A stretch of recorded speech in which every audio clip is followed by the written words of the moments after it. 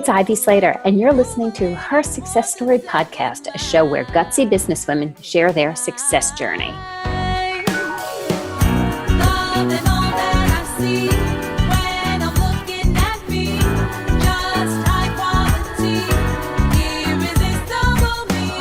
Hi, it's Ivy Slater with Her Success Story, and I'm excited to be here with you today. Remember, for great episodes of Her Success Story, you want to subscribe on iTunes or any of the other regular channels that we're available on.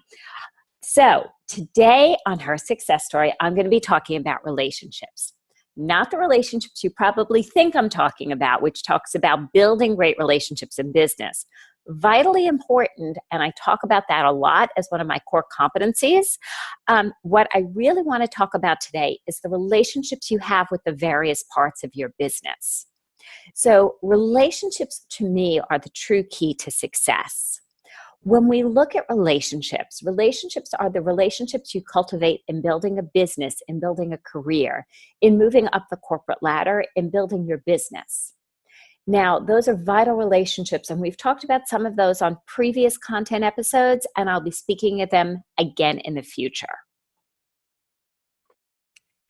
Today, I want to talk about your relationships with the different parts of your business. I truly believe in the 4 pillars that constitutes a great growing business. Pillar number 1 is marketing. So, under the term of marketing, there is so much to do. There is social media marketing, there's your website, content marketing, whether it be blog, podcasts, newsletters, a variety of other things.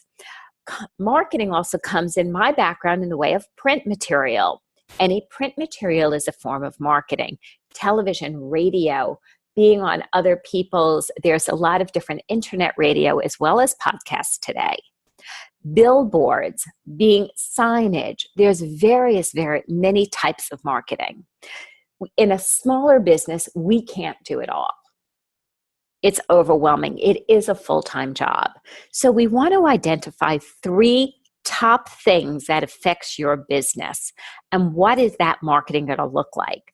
Public speaking can be marketing, hosting events, roundtables, masterminds, retreats. All of these are in the form of marketing. In this same way, in a business is scaling and growing, as you start to build, you create budgets around your marketing and you start hiring. Step 1 is to hire a part-time marketing person. It might be a company, it might be a person. Does not matter what it will look like, and it will change and grow as you change and grow. Again, as your company continues to scale and grow, you might hire a full-time person on your team or a CMO, Chief Marketing Officer, in a larger organization. What's important here, though, is as we look at relationships, is what is your relationship with your marketing? How do you look at it daily, weekly? Do you have a marketing plan? Is this a 1-month plan, a 3-month plan, a 12-month plan, or longer? What does it look like and why? And where are you gathering the information from to build this plan? So look at your relationship. How do you feel about it? Do you get excited about it? Are you ready to hire out? Because it's just not your thing. That is one of the key relationships in building a business, is your relationship with your marketing. Burying your head in your sand saying, I'm not quite the marketer, is not a solution. Building a strong relationship with your marketing plan is the solution. Interestingly enough, the same could be said about sales and your relationship with sales. Are you the key salesperson in your organization? Do you have salespeople that work for you? Do you have a sales team? How do you feel about that team? Do you get excited to sit down in meetings with them? Do you get excited in your relationship with building more clients, servicing the clients you have, and building further sales based on those relationships? When we look at this regularly, we want to think about it and build a solid relationship with sales. We want to have a great relationship with our sales conversation or support our salespeople with their conversations. What do those trainings look like, and how can we support them? It's easy to teach. I find one of the biggest problems is the implementation in actually getting the lingo, the confidence, the comfortableness, and mastering true sales conversations. So many people put out proposals and so few actually ask for the business. Key point in your relationship with sales. Do you get excited to talk to new prospects?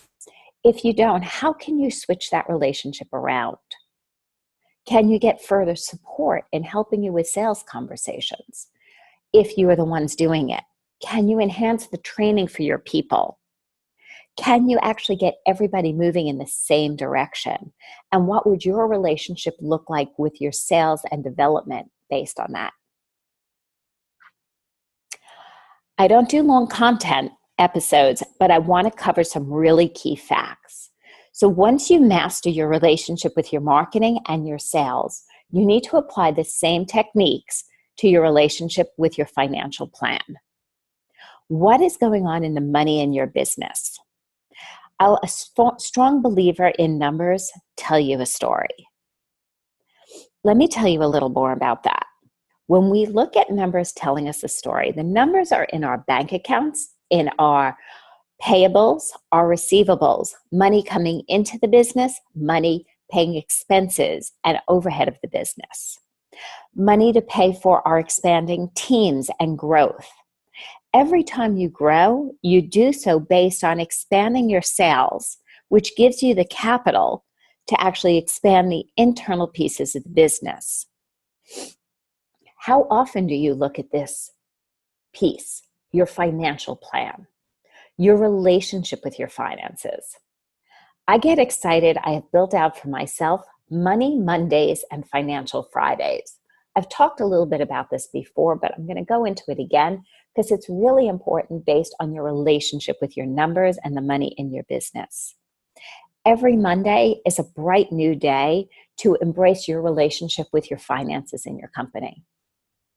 Take a look at what is going on that potential week. What money is due to come in? What money is due to go out? What do you do to pay? How are your receivables versus your payables? How is the plan going?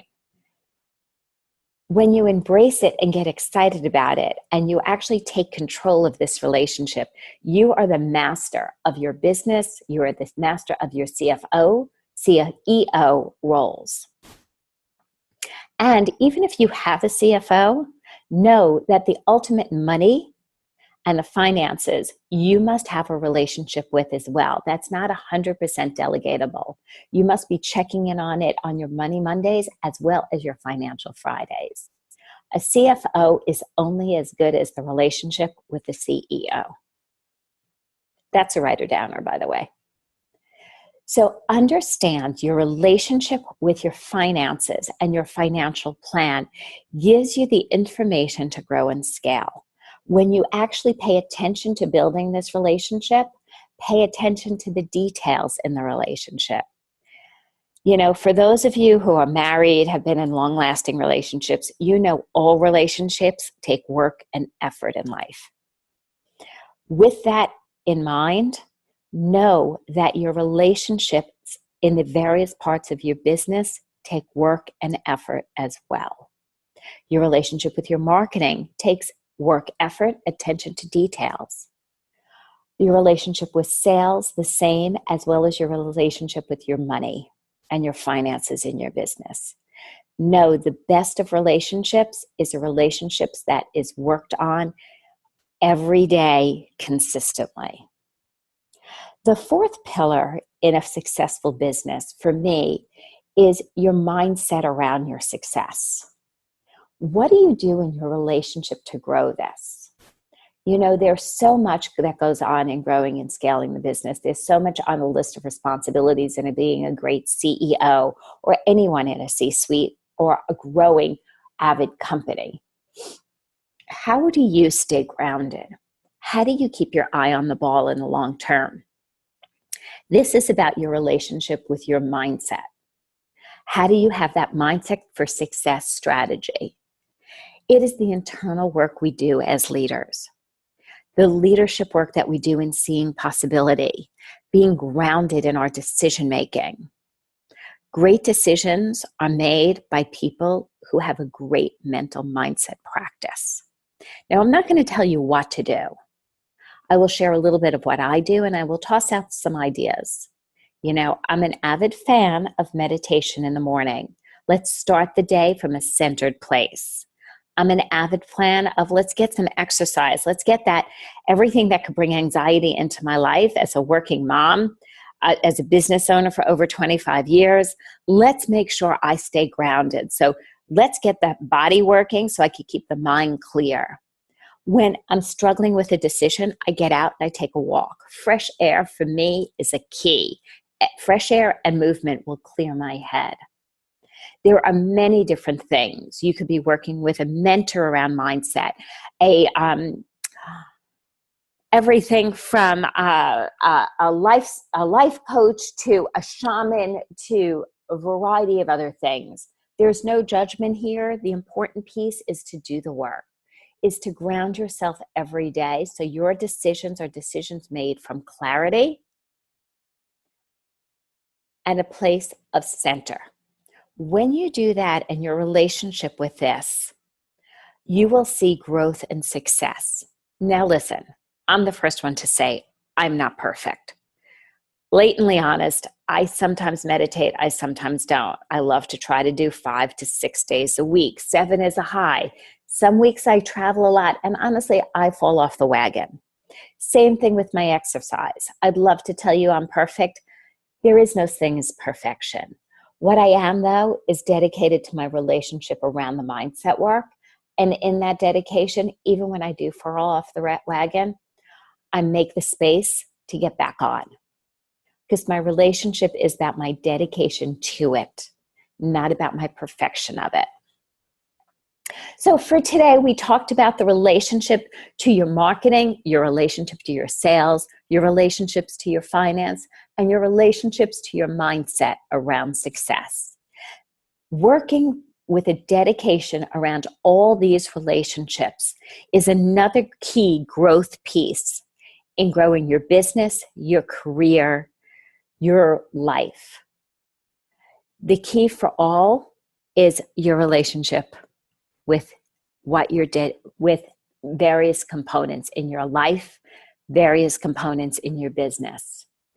The one key little gift I give and tip I give is be dedicated to building solid relationships in all areas.